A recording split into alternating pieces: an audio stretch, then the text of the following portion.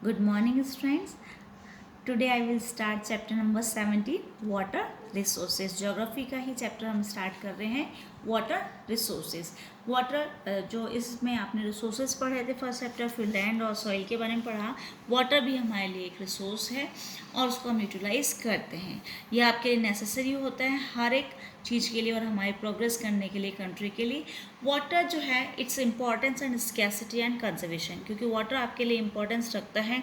Life उसके बिना possible नहीं है. ये इम्पॉर्टेंट रिसोर्स है और हमारे जीने के लिए, हमारे सर्वाइवल के लिए किसी भी रूप में जो है आपके ये आपके लिए लाइफ के लिए ज़रूरी होता है अर्थ पे. और हम देखें तो उसमें जो अर्थ जो है वो कवर्ड है आपके ओशंस वगैरह से, लेकिन सारा जो ओशन वाटर है वो सॉल्टी होता है. उस वजह से हम जो है उसको यूटिलाइज नहीं कर सकते हैं इरिगेशन और ड्रिंकिंग पर्पस के रूप में. ठीक है, तो वाटर हमारे लिए यूज़फुल होता है अलग अलग तरीके से, जो कि आपके पीने के लिए, खाना बनाने के लिए या इरिगेशन के लिए और आपके लिए इंडस्ट्रीज़ में भी काम में आता है. वाटर स्कैसिटी है आपके यहाँ, कमी है, और उसके क्या कारण हैं आपको पता है कि जैसे कि आपके नीचे दे रखा है कि out of the total volume of world's water only 2.7 is fresh water. जितना भी आपके वाटर है उसमें से 2.7 ही आपके फ्रेश वाटर है जो कि पीने योग्य. बाकी again 70% of this water occurs as ice sheets के रूप में या ग्लेशियर्स के रूप में होता है. दस the amount of available fresh water is very small, यानी कमी है. स्कैसिटी का मतलब यहाँ पे कमी से है. ठीक है, नेक्स्ट हम पढ़ेंगे आपके ever growing population and consequent greater demands of water leads to scarcity of water. हम पढ़ रहे हैं कि ये कमी है क्योंकि अनइवन डिस्ट्रीब्यूशन होता है रेनफॉल का भी. तो पहला है कि हमारे पास फ्रेश वाटर जो एक ओनली 2.7% है, हम उसको जो है कमी ही मानते हैं. और नेक्स्ट आपके ये दे रखा है कि आपके पॉपुलेशन जैसे जैसे बढ़ती जा रही है और उसके लिए डिमांड्स भी बढ़ती जा रही है वाटर की. और उसके अलावा हायर आपके फूड ग्रेन्स प्रोडक्शन और उनके लिए जो है ज़रूरत पड़ती है हमके वाटर की, इसमें भी आपकी कमी. और ओवर एक्सप्लोटेशन जब होता है तो उसकी वजह से भी आपकी ये कमी आती है. नेक्स्ट आपके जो एवर इंक्रीजिंग जो आपकी इंडस्ट्रीज बढ़ रही है उससे भी आपके ये स्कैसिटी होती है वाटर की. और आपके अर्बन एरियाज़ जो है, टाउन सिटीज़ जो है वो भी बढ़ रहे हैं, उससे भी आपकी कमी आती है वाटर की. और नेक्स्ट आपके जो पॉल्यूशन है इस वाटर का, इसलिए भी आपके जो आपके domestic and industrial waste, chemicals, pesticides, जो फर्टिलाइजर्स जो है वो भी वाटर को अनफिट करता है आपके ह्यूमन यूज़ के लिए. तो इसकी वजह से आपकी कमी हो जाती है. ये आपके रीजंस है कि क्यों पानी की कमी होती है. नेक्स्ट हम पढ़ेंगे आपके hydrological cycle and renewal of water. कैसे आप हाइड्रोलॉजिकल जो साइकिल है उसके द्वारा आप रिन्यूअल कर सकते हैं वाटर को. ये आपके जो बहुत इम्पॉर्टेंट सर्किल है पॉसिबल हो जाता है, जिसमें चेंजिंग सर्किल है made possible by the so called hydrological cycle के द्वारा जो ये प्रोसेस है. आपको नीचे पिक्चर में भी दिया गया है किस तरीके से इवेपोरेशन होता है, उसके बारे में हम इसमें पढ़ेंगे. The change of water from the liquid forms to the gases form and then to the solid form और again to the liquid form is known as the hydrological cycle. नीचे आपको पिक्चर दे रखी है, उसमें जो आपका लिक्विड से gas और सॉलिड से अगेन लिक्विड में ये प्रोसेस जो होता है आपके इवेपोरेशन होकर के आपके वापस जो है सॉलिड रूप में होकर के वापस ये लिक्विड फॉर्म में आपके पास आ जाता है प्रिसिपिटेशन या रेनफॉल के रूप में. तो ये आपके हाइड्रोलॉजिकल साइकिल होता है जिसमें ये चेंजेस होते हैं वाटर के फॉर्म्स में. ये कंटिन्यूस प्रोसेस होता है जो कि आपके जो जोग्राफिकल पोजीशन और उसमें फिजिकल स्टेट में चेंज होते रहते हैं ये. और ये जो प्रोसेस कंटिन्यूस इंटरचेंज होता रहता है वाटर का, वही आपके हाइड्रोलॉजिकल जो साइकिल कहलाता है.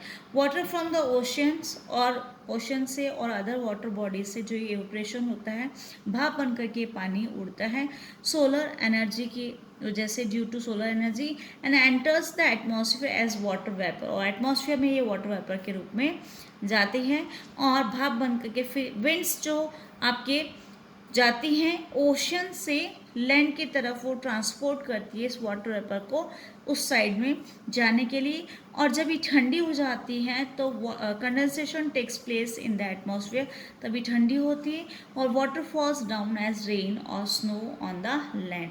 और जब ये ठंडी होकर के बारिश के रूप में, बूंदों के रूप में आपके पास वापस आ जाती है। ये आपके हाइड्रोलॉजिकल साइकिल है जिसमें आपके पास वापस ये लिक्विड फॉर्म में आपके आ जाता है पानी, जो पहले इवेपोरेट होकर के ऊपर जाता है, फिर कंडेंसेशन होकर के वापस आपके पास नीचे आ जाता है। ये जो सोर्सेज हैं हमारे वाटर के, वो आपके प्राइमरी सोर्स के रूप में जो है प्रेसिपिटेशन है, जिसमें आपको ये पानी मिलता है अलग अलग फॉर्म्स में, सॉलिड, लिक्विड और गैस के रूप में। हाइड्रोलॉजिकल जो प्रोसेस होता है उससे ये वाटर जो है आपके चेंज करता है एक फॉर्म से दूसरी फॉर्म में, और उसका as a result evaporation takes place shape of gas and as a result of condensation it takes the shape of rain and snow के रूप में भी आपके पास ये आता है वापस, या तो बर्फ़ गिरेगी या बारिश। ठीक है, तो ये हमने पढ़ा कि किस तरह से कंडेंसेशन होकर के वापस आ जाते हैं। Precipitation in the shape of rain most आपके लिए यूज़फुल होता है। रेन वाटर जो है वो आप कलेक्ट करते हैं सरफेस पे, और of the earth is called surface water, while that portion of the rain water that seeps into the earth is called the ground water। अगर ये ग्राउंड में जाएगा, ज़मीन में जाएगा, अर्थ में, और अगर आपने सरफेस जो है रेन वाटर को कलेक्ट कर लिया सरफेस में, तो सरफेस वाटर होगा, और नहीं कर रहे और वो आपके अर्थ के अंदर जाए तो ग्राउंड वाटर लेवल इससे बढ़ जाता है, या उसको ग्राउंड वाटर भी कहते हैं। Both types of water are useful to man and, ये दोनों ही तरीके से आपके लिए यूज़फुल होते हैं। और एवरेज रेनफॉल जो है वो डिफ़र करती है। आपको पता है कि अनइवन डिस्ट्रीब्यूशन है रेनफॉल का भी, तो कहीं ज़्यादा कहीं कम हो, तो ये आपकी अवेलेबिलिटी हो जाती है उसमें कि of surface water as well as ground water differs from area to area. इसी तरीके से जो आपके ये दोनों एरियाज़ में आपके वेरिएशंस आते हैं। एवरेज रेनफॉल जो होती है आपके इंडिया में एज अ होल अगर हम देखें तो 117 सेंटीमीटर साल भर में होती है, but there are areas like the, जैसे कि थार डेजर्ट जो है राजस्थान में, वहाँ पे बहुत कम बारिश होती है, 20 सेंटीमीटर से भी कम बारिश होती है साल भर में अगर हम देखें तो। यहाँ पे इस तरीके का है कि अनइवन डिस्ट्रीब्यूशन है। वाइल देयर आर एरियाज़, और कुछ आपने भी अभी देखा होगा कि बारिश के मौसम में कहीं पे फ्लड हो रहे हैं और कहीं पे कमी हो रही है। तो नॉर्दर्न प्लेन्स और कोस्टल स्ट्रिप्स पे अगर हम देखें तो वहाँ पे बहुत ज़्यादा बारिश होती है, 200 सेंटीमीटर से भी ज़्यादा। तो ये जो डिमांड है आपकी वाटर की वो डिफ़र करती है एरिया पे, अलग अलग एरियाज़ में। ये जो सरफेस वाटर है होता है वो भी अवेलेबल होता है आपके रिवर्स, टैंक्स या पॉन्ड्स, क्योंकि आप उसको रिजर्वेयर्स और ये सब चीज़ें होती हैं जो कि आपके उस जगह पे आप उसको सेव कर रहे हैं उस वाटर को। वाइल द ग्राउंड वाटर जो है वो अवेलेबल होता है आपके वेल्स या ट्यूब वेल्स से। With the help of canals we can use the surface water, while through the wells and tube wells we can use the ground water. Wells और tube wells से तो आप ground water utilise कर सकते हैं, और canals वगैरह से जो है आप इसको सरफेस वाटर को यूटिलाइज़ कर सकते हैं। ठीक है, बहुत सारे कैनाल्स वगैरह बनाई जाती है इसी सरफेस वाटर को जो है रिजर्व करने के लिए, सेव करने के लिए। और वैसे ही आपके ट्यूबवेल्स और ये वेल्स जो है वो आपके स्टोर करने के काम आ जाता है ग्राउंड वाटर्स को यूटिलाइज़ करने के लिए। नेक्स्ट आपके हैं नदन और हिमालयन जो रिवर्स है, वो आपके पेरेनियल रिवर्स है जो हमेशा बहती रहती हैं, वो प्रूव करती है आपकी यूज़फुल है लोगों के लिए। अगर हम कंपेयर करें सदर्न और पेनिसुलर रिवर से, अगर कंपैरिजन में देखें तो comparison between these northern and southern reverse would be quite useful. अगर कंपैरिजन देखें तो उसमें यूज़फुलनेस उसमें दिखती है। नेक्स्ट हम पढ़ेंगे need for conservation and management of water resources. ये जो कंजर्वेशन है उसमें हमको ज़रूरत पड़ती है कि आप जो यूटिलाइज़ कर रहे हैं पानी को उसको वेस्ट ना करें, और ऐसा मैनेजमेंट होना चाहिए इन वाटर रिसोर्सेज का ताकि इसकी कमी ना रहे।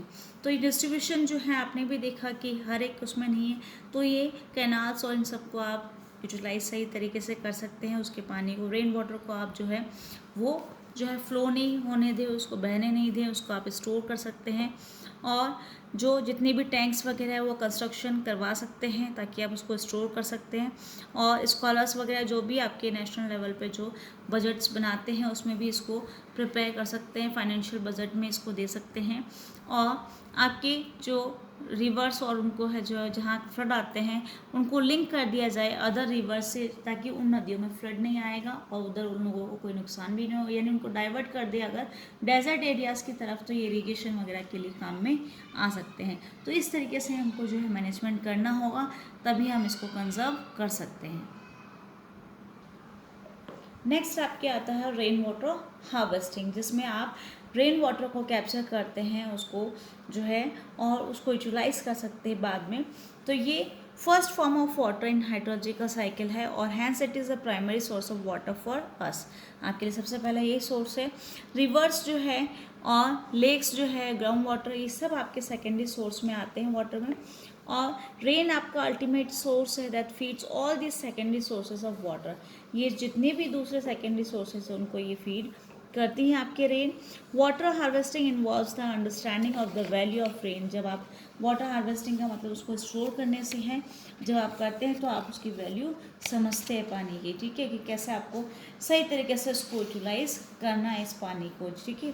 और वाटर हार्वेस्टिंग जो है उसमें अलग अलग टेक्निक्स आपके मेथड्स होते हैं, उसमें आप अडॉप्ट कर सकते हैं, जिसमें आपके जो पानी होता है उसको कैसे स्टोर करेंगे। उसमें फर्स्ट मेथड आपको दे रखा है to capture the run off water from the roof tops. आपके छत का पानी जो है उसको बहने से बचा सकते हैं। Second way is to capture run off water from local catchment areas से आप उसको रोक सकते हैं। Third way is to capture seasonal flood जो आते हैं उसको भी रोक सकते हैं फ्रॉम लोकल स्ट्रीम से। और the fourth is to conserve water through watershed management से भी आप उसको यूटिलाइज कर सकते हैं, उसको रोक सकते हैं। Simply means that the collected water should be kept clean by not allowing any polluting activities either in the catchment area और at all such places from where the water has been collected. यानी आपके जो पानी इकट्ठा किया गया उसमें कोई भी ऐसी पॉल्यूटिंग एक्टिविटीज़ नहीं हो कि उस कैचमेंट एरियाज़ में इस तरीके से पॉल्यूशन ना हो, ताकि आपका ये जो वाटर आपने इकट्ठा किया है रेन वाटर को, वो आपके काम में आ सके। नेक्स्ट आपके हैं इसमें वाटर के बारे में कि it can provide drinking water to the local people. जब आप उसको यूटिलाइज करेंगे तो उसमें आप लोकल पीपल को ये सर्व कर सकता है। बहुत सारे पर्पस इसमें होते हैं कि उनको इरिगेशन और उनके लिए भी यूटिलाइज कर सकते हैं। ये आपका इंक्रीज कर सकता है ग्राउंड वाटर लेवल को भी, और ये जो हार्वेस्टिंग है वाटर की वो रिड्यूस कर सकता है स्टॉर्म्स वगैरह आने के लिए। और चेक कर सकते हैं आप अर्बन फ्लड्स को। प्रॉपर हार्वेस्टिंग जो है रेन वाटर की अगर करें तो वो आपके रिड्यूस कर सकता है overloading of sewage treatment plants का भी। हार्वेस्टिंग जो है आपके रेन वाटर का वो भी रिड्यूस कर सकता है inflow of water in the coastal areas, जो तटीय इलाके होते हैं वहाँ पर भी इसको फ्लो को कम कर सकता है। और चांसेस जो होते हैं ओवर फ्लडिंग जो होते हैं कोस्टल एरियाज पे, तो वो भी आप रोक सकते हैं। तो इस तरीके से आप रूफ टॉप पे ये टैंक्स वगैरह बनाकर, रूफ टॉप का जो पानी है नीचे आप स्टोर कर सकते हैं, उसमें अपने रूम्स में कहीं भी कोर्टयार्ड में जो है आप बना सकते हैं टैंक्स को, और उसको या आर्टिफिशियल वेल्स वगैरह में जो है उसको स्टोर कर सकते हैं ताकि आपके ये काम में आ सके। बहुत सी जगहों पे ऐसे ही ये बनाए जाते हैं ताकि वो बाद में जब जो स्टोर किया हुआ पानी उसको यूटिलाइज कर सकते हैं। तो ये हमने चैप्टर पढ़ा वाटर स्कैसिटी, कैसे कमी, वाटर एज अ रिसोर्स के बारे में, कैसे इंपॉर्टेंट और कैसे कमी होती है, और कैसे अनइवन डिस्ट्रीब्यूशन होता है रेनफॉल का, कहीं ज़्यादा कहीं कम बारिश होती है। तो रेन वाटर हार्वेस्टिंग जो बारिश का पानी है उसको हम स्टोर करके रख सकते हैं, और उसके लिए अलग तरीके हमने पढ़े हैं अलग अलग, उसको जो है हम स्टोर कर सकते हैं और आगे उसको यूटिलाइज कर सकते हैं।